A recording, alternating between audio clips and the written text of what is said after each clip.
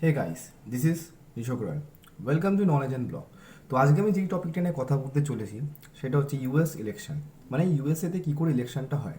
হুম অনেকেই জানে না ইউএসএ ইলেকশনটা কীভাবে হয়, তাই আমি ওয়ার্ল্ডের one of the greatest democracy, one of the oldest ডেমোক্রেসিতে কী করে ইলেকশন হয় সেটার ব্যাপারে বলবো। হুম সো দেরি না করে শুরু করা যাক।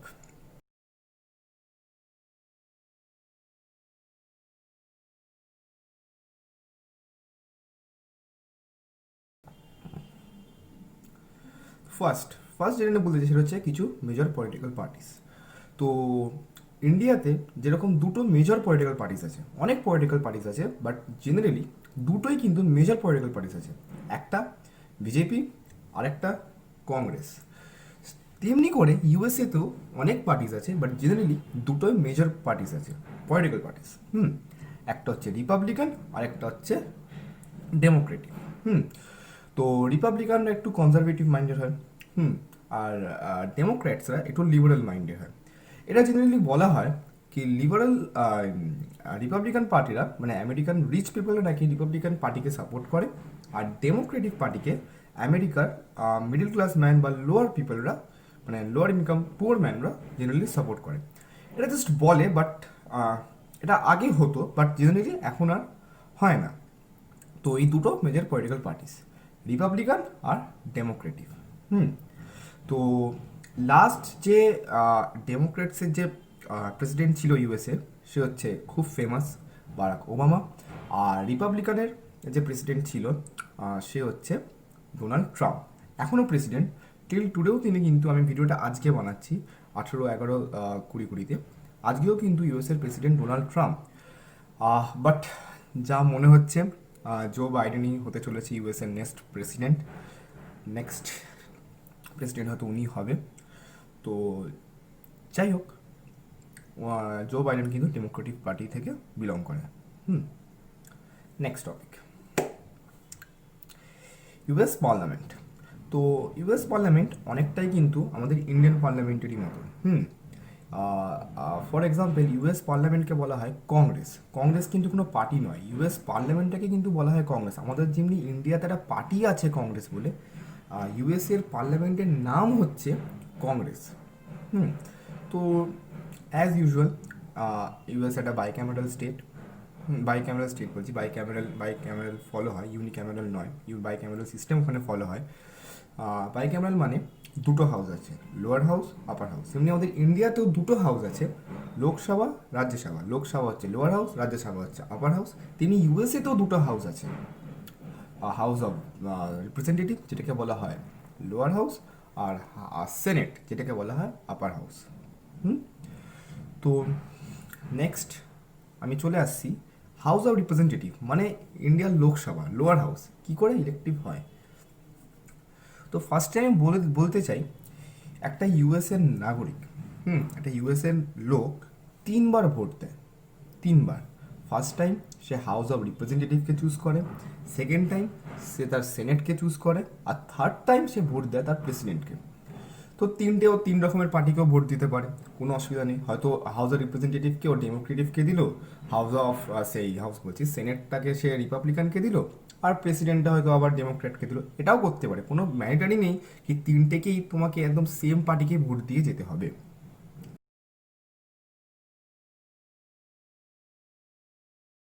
হুম তো নেক্সট যেটা আমি বলবো সেটা হচ্ছে হাউস অফ রিপ্রেজেন্টেটিভ। হুম তো এটা হচ্ছে হাউস অফ রিপ্রেজেন্টেটিভের একটা পিকচার, খুব ভালো ছবিটা আমি পেয়েছি। তো হাউস অফ রিপ্রেজেন্টেটিভে কী করে হয়, পুরো ইন্ডিয়ার মতনই ওখানে লোকসভায় যেরকম আমাদের ইলেকশন হয়, ঠিক সেমভাবে আমেরিকাতেও কিন্তু সেমভাবে ইলেকশনটা হয় হাউস অফ রিপ্রেজেন্টেটিভে। টোটাল 435খানা সিটস অ্যালোকেট করা আছে। এটা স্টেট অনুযায়ী ডিফার করে। ক্যালিফোর্নিয়াতে সব থেকে বেশি সিট আছে, I think 53, followed by Texas 36, আর সব থেকে কম অ্যালাস্কা, একটা সিট মাত্র অ্যালাস্কা পেয়েছে। তো এটা পপুলেশন ওয়াইজ সিটগুলোকে অ্যালোকেট করা আছে। টোটাল 435খানা সিটস আছে। হুম আর এর মধ্যে মানে যে সব থেকে বেশি পাবে, আই থিঙ্ক, হ্যাঁ, যে 218 খানা সিট জিতে যাবে, মানে ম্যাজিক নাম্বার যেটাকে বলা হয়, যে আউট অফ 435-এর মধ্যে যে 219 খানা সিট জিতবে, সেই হাউস অফ রিপ্রেজেন্টেটিভের মেজরিটিতে আসবে। এবং এইবার ইলেকশানে রেজাল্ট দেখতেই পাচ্ছেন ওপরে, ডেমোক্র্যাটসরা কিন্তু হাউস অফ রিপ্রেজেন্টেটিভ বেশি। হুম। তো এইভাবে সিট বা এইভাবে ইলেকশন হয়, যে যেই স্টেটে যেইভাবে হয় সিট অ্যালোকেট করা হয়। Maximum California, followed by Texas and at last Alaska. Population wise করা হয়েছে।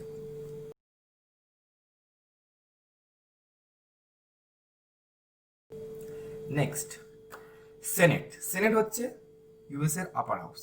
সেনেটের একটা গল্প আছে, খুব সুন্দর গল্প। হুম। সেনেটে কিন্তু ইয়েভাবে মানে পপুলেশন ওয়াইজ কিন্তু সিট দেওয়া হয়নি। হ্যাঁ, সেনেটে প্রত্যেকটা স্টেটকে দুটো করে সিট দেওয়া হয়েছে। ইউএসএ টোটাল কটা স্টেট আছে আমরা সবাই জানি 50। So 50 into 2 that is equals to 100। So USA সেনেটে টোটাল 100টা সিটস আছে। হুম। আর 100টা সিটের মধ্যে যে ম্যাক্সিমাম, মানে বুঝতেই পারছেন যে 51 খানা সিট যে পেয়ে যাবে, সেই মেজরিটি মানে সেনেটে সেই হবে। তো সেই দিকে দেখতে গেলে আর রিপাবলিকানরা কিন্তু সিনেটে এগিয়ে আছে, ডেমোক্র্যাটসরা কিন্তু নয়। হ্যাঁ। তো এটা একটা খুব মানে ডিসঅ্যাডভান্টেজও নয়, আমি মনে করি এটা খুব ভালো। কেন, যদি দুটো হাউসেই যদি সেম মানে মেজরিটি হয়ে যায়, মানে ডেমোক্র্যাটসরাই যদি দুটো হাউসেই যদি মেজরিটি পেয়ে যায়, তো যেরকম ইচ্ছা বিল পাস করানো যেতে পারে। হুম। যা চাইলো, যা আইন চাইলো পাস হয়ে যেতে পারে, সেটা খুব বাজে ডেমোক্রেসির জন্য। সো আমি এতে খুব হ্যাপি। হুম। এটা একটা ম্যাপ, যেখানে আপনারা আশা করি দেখতে পাচ্ছেন, এটা হচ্ছে সিনেটের ম্যাপ। এই সিনেটের একটা হাউস, সিনেট এমনি এরকম দেখতে হয় ইউএসএ। আর এটা হচ্ছে এবার ইলেকশনের রেজাল্ট। হুম। সিনেটের মনে হয় এখনো ভোট চলছে, আই থিঙ্ক, বা হয়ে যেতে পারে। আমি ভিডিওটা যতদিন বানাচ্ছি, আমার কাছে আজকে এই আপডেটটাই ছিল, তো আমি এত দিয়ে দিলাম, এরপর আমি বলতে পারবো না। হুম। তো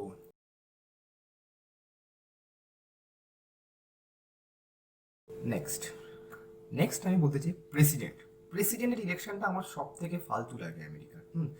অ্যাকর্ডিং টু মি, একটা এত পুরনো ডেমোক্রেসির কান্ট্রিতে এইভাবে প্রেসিডেন্ট ইলেকশন হওয়াটা উচিতই না। হুম। উচিতই না এইভাবে প্রেসিডেন্ট ইলেকশনটা হওয়া। তো যাই হোক, প্রেসিডেন্ট ইলেকশনটা কী করে হয় সেটা আমি আজকে বলতে চলেছি। সেটা হচ্ছে প্রেসিডেন্ট ইলেকশনটা ইউএসএ প্রত্যেকটা স্টেটকে কিছু ইলেকট্রোরালস দেওয়া হয়েছে। হুম। প্রত্যেকটা স্টেটকে ডিফার করছে, এটা কিন্তু পপুলেশন ওয়াইজই দেওয়া হয়েছে। ইলেকট্রোরালসগুলো সব থেকে বেশি অ্যাজ ইউজুয়াল ক্যালিফোর্নিয়া 55, 55 আর 58, আমি ঠিক মনে করতে পারছি, ওই অ্যারাউন্ড ওরকম, আই থিঙ্ক 55ই মনে হয়, হ্যাঁ 55, ফলোড বাই টেক্সাস 38, আর অ্যালাস্কা অ্যাজ ইউজুয়াল কম, 3টে। তো প্রত্যেকটা স্টেটকেই কিছু কিছু করে ইলেকট্রোরালস দেওয়া হয়েছে। হুম। তো টোটাল আই থিঙ্ক, আমার এই মুহূর্তে মনে পড়ছে না, আই থিঙ্ক টোটাল 522 অর 522, হ্যাঁ টোটাল 522 খানা ইলেকট্রোরালস আছে ইউএসএতে। হুম। তার ম্যাজিক নাম্বার হচ্ছে 270। যে 270 খানা ইলেকট্রোরালস জিতে যাবে, সেই হচ্ছে উইনার। তো ইলেকট্রোরালসটা হয় কি করে, এটা আমার খুব মানে বাজে লাগে এই জিনিসটা, সেটা আমি বলতে চাই। এই দেখুন এই ম্যাপটা কত সুন্দর।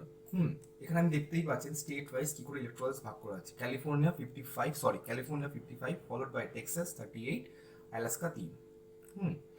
তো কি করে হয় ভেবে নিন, ক্যালিফোর্নিয়াতে 55 খানা ইলেকট্রোরালস আছে। তো জিনিসটা এইভাবে হয়, ভেবে নিন ক্যালিফোর্নিয়াতে জো বাইডেন ভোট পেয়েছে 51%। আর ডোনাল্ড ট্রাম্প ভোট পেয়েছে 49%। তাহলে যত মানে জো বাইডেন জিতে গেল সামান্য কিছু পার্সেন্টেজের জন্য, তো সেই জন্য টোটাল 55 খানা ইলেকট্রালসই কিন্তু জো বাইডেন পাবে, ডোনাল্ড ট্রাম্প কিচ্ছু পাবে না। সিমিলারলি টেক্সাসে, ঠিক আছে, টেক্সাসে কি হয়, আর টেক্সাসে যেটা এবার হয়েছে, ডোনাল্ড ট্রাম্প কিন্তু এগিয়ে আছে, জো বাইডেন পিছিয়ে আছে। হুম। তো হয়তো ডোনাল্ড ট্রাম্প সামান্য কিছু রেজাল্টে জিতেছে, তো টোটাল 38খানা ইলেকট্রালস কিন্তু ডোনাল্ড ট্রাম্পই পাবে, জো বাইডেন পাবে না।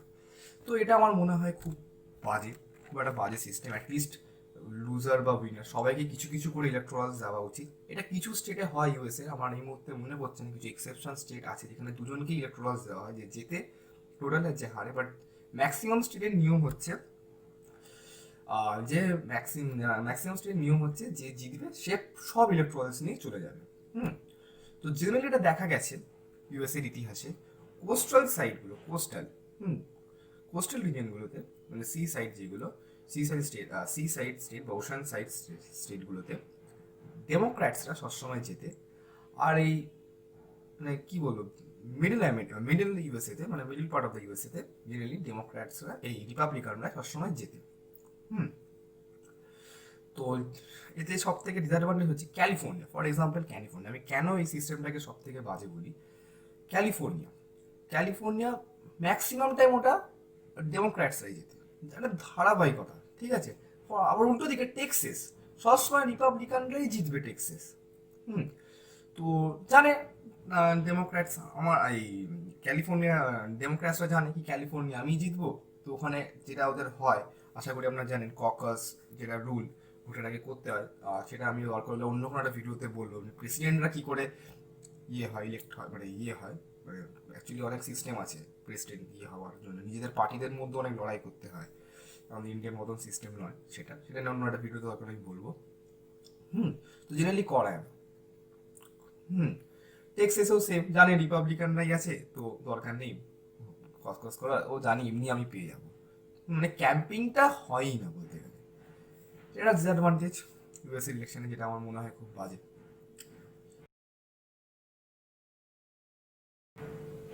অ্যাট দি এন্ড আমি ডোনাল্ড ট্রাম্পের ব্যাপারে কিছু বলতে চাই। অনেকেই বলছে ডোনাল্ড ট্রাম্প খুব বাজে, খুব করেছে। দেখুন, প্রত্যেকটা প্রেসিডেন্টেরই কিছু অ্যাডভান্টেজ, কিছু ডিসঅ্যাডভান্টেজ থাকে। তো আমি দুটোই বলছি, কিছু অ্যাডভান্টেজও বলছিও না, কিছু ডিসঅ্যাডভান্টেজও বলছি। আমি, এটা আমার মত, আমি কাউকে খারাপ বা ভালো বলবো না। তো কিছু অ্যাডভান্টেজ যিনি করেছে সেটা হচ্ছে ট্যাক্স প্রচুর কাট করেছে। এটা একটা অ্যাডভান্টেজ। আনএমপ্লয়মেন্ট রেট ইউএসএতে সব থেকে কম ছিল, সব থেকে কম ডোনাল্ড ট্রাম্পের, মানে গত মনে হয় 50 বছরে মনে হয় ডোনাল্ড ট্রাম্প সব থেকে বেশি এমপ্লয়মেন্ট করেছে ইউএসএতে। এটা একটা অ্যাডভান্টেজ। ট্যাক্স কাট একটা অ্যাডভান্টেজ। ডিসঅ্যাডভান্টেজ হচ্ছে কোভিড-19কে একদম উনি কন্ট্রোল করতে পারেনি। ট্রেড ওয়ার চালু করেছে চায়নার সাথে, স্পেশালি ইউরোপের অনেক কান্ট্রির সাথে, ঠিক আছে, অনেক ট্যারিফ লাগিয়েছে। এরও কিছু ডিসঅ্যাডভান্টেজ আছে। তো আমার জেনারেলি ডোনাল্ড ট্রাম্পকে ভালো লাগে। আমি, এটা আমার মত, আমি জানি না আপনার মতের সাথে এটা মিলবে কিনা। বাট স্টিল সব প্রেসিডেন্টের কিছু ভালো কিছু খারাপ থাকে, কেউ একদম 100% ভালো হতে পারবে না, কেউ 100% খারাপও হতে পারবে না। তো এটা নিয়েই ছিল ভিডিওটা। ইউএসএর নেক্সট প্রেসিডেন্ট হতে চলছে জো বাইডেন। আমি জো বাইডেনকে একদম, জো বাইডেন আশা করি জানেন ভাইস প্রেসিডেন্ট ছিল বারাক ওবামার সময়, ইন্ডিয়াতে এসেছে। তো congratulation Joe Biden for US এর নেক্সট প্রেসিডেন্ট। আপনি যদি, আমিও জানি ভিডিওটা আপনি দেখবেন না কোনোদিনও, তো স্টিল